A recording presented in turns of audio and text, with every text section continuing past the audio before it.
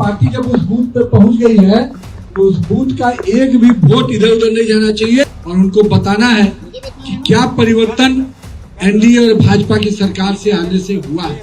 उनका सम्मान किसी ने बढ़ाया तो आपकी सरकार नरेंद्र मोदी ने बढ़ाया है।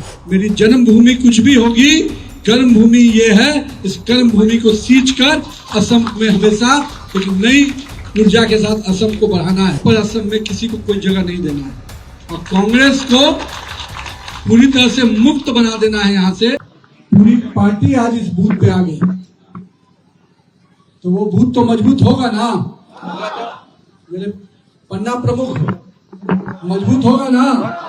तो मेरे आने का फायदा ये मिलना चाहिए पार्टी का कि पूरी पार्टी जब उस बूथ पे पहुंच गई है तो उस बूथ का एक भी वोट इधर उधर नहीं जाना चाहिए, केवल कमल और कमल पे होना चाहिए। साथ ही साथ मैं अध्यक्ष जी एक एक घर में जाना है, लोगों से मिलना है और उनको बताना है कि क्या परिवर्तन एनडीए और भाजपा की सरकार से आने से हुआ है। मैं तो कहूंगा कि सबसे बड़ा काम जो हमारे लोग यहाँ पर मजदूर भाई लोग का पूरा परिवार रह रहा है, उनका सम्मान किसी ने बढ़ाया तो आपकी सरकार नरेंद्र मोदी ने बढ़ाया है। कभी हम लोग सोचे थे कि हमारा भी बैंक अकाउंट खुलेगा। 10 साल 15 साल पहले लगता था कि जो कभी बैंक का कई लोग दरवाजा तक नहीं देखे थे, लेकिन आज मोदी जी ने हम सबका सम्मान बढ़ा दिया है, बढ़ाया है ना। तो मोदी जी के ताकत और बढ़ाना पड़ेगा हम लोग को। तो मोदी जी ने हम लोग सबको सम्मान बढ़ाया है, तो हम लोग भी असम में मोदी जी का सम्मान दुगुना बढ़ा कर देंगे। और साथ ही साथ मैं अपने सभी कार्यकर्ताओं से हमेशा कहता हूं, कोई काम को छोटा मत समझिएगा। अगर राजनीति में आगे बढ़ना है तो हमेशा 2 पायदान नीचे उतर कर काम करना चाहिए। अगर हमारा मंडल अध्यक्ष शक्ति केंद्र से बूथ पे चला जाए और हमारा बूथ अध्यक्ष घर घर संपर्क में अपने पन्ना प्रमुख के साथ उतर जाए तो कोई ताकत नहीं है जो भाजपा को किसी बूथ पे हरा पाएगी। इसलिए मैं आप सबको शुभकामना देने आया हूं। यहाँ की सरकार ने भी आपका सम्मान बढ़ाने का बहुत बड़ा काम किया। 200 वर्षों से जो लैंड जमीन का जो पट्टा का मामला था, जो लगता था कि हम लोग को कब हम दूसरे जगह से आके अपना पूरा परिवार यहाँ पर अपना जीवन दे चुके हैं तो यहाँ हमें क्या मिलेगा। लेकिन मुझे बधाई देता हूँ यहाँ की सरकार को और यहाँ के सभी विधायकों को और माननीय सांसद जी और सभी अपने पार्टी के अध्यक्ष को कि उन्होंने देश के कोने से सैकड़ों वर्ष पुराने समय से लोग जो यहाँ आए वो आज यहाँ पर अपने जमीन का पट्टा पाकर अपना सम्मान बहुत बड़ा मिला है। सरकार ने आपके मेहनत को, आपके परिश्रम को, आपके समर्पण को सम्मान दिया है। इसलिए इस राज्य के विकास में पूरा योगदान देना है।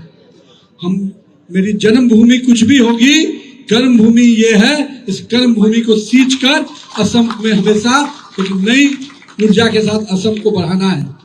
बढ़ाएंगे ना सब कोई मिलकर? बोलिए, बढ़ाएंगे ना? तो असम को विकसित असम बनाना है 2047 में। माननीय प्रधानमंत्री जी ने कहा है कि 2047 में हमको विकसित भारत बनाना है, तो एक एक भारतीय को 2047 में पूरा अपना योगदान देना होगा। तो असम प्रांत में रहने वाले सभी नागरिक भी 2047 में असम विकसित कैसे बने, इस सपने को साकार करना है। माननीय मुख्यमंत्री जी हेमंत बिश्व शर्मा, हमारे विधायक, हमारे सांसद, हमारे केंद्रीय मंत्री सब आपके साथ सेवा के भाव से काम करेंगे। तो हम सब कोई बूथ को मजबूत करते हुए हर बूथ पे पूरी ताकत से, पूरी शिद्दत से भाजपा के विचारों को, भाजपा के नीतियों को, भाजपा के काम को और हमारे नेतृत्व का जो पूरी तरह से इस देश को एक साथ सूत्र में बांध कर चलने की जो सोच है मोदी जी की, उस सूत्र से पूरे देश को बांध के चलना है। तो मैं आज सब अपने बूथ के सभी कार्यकर्ताओं को, अपने यहाँ पाए हुए सभी पन्ना प्रमुख कार्यकर्ताओं को, अपनी बड़ी संख्या में अपनी माता बहनों को और अपने सभी युवा साथियों को बहुत बहुत अभिनंदन करता हूं। मैं आश्वस्त हूं कि डिब्रूगढ़ में, तिनसुकिया में 26 की 26 सीटें भाजपा की झोली में जाएंगी।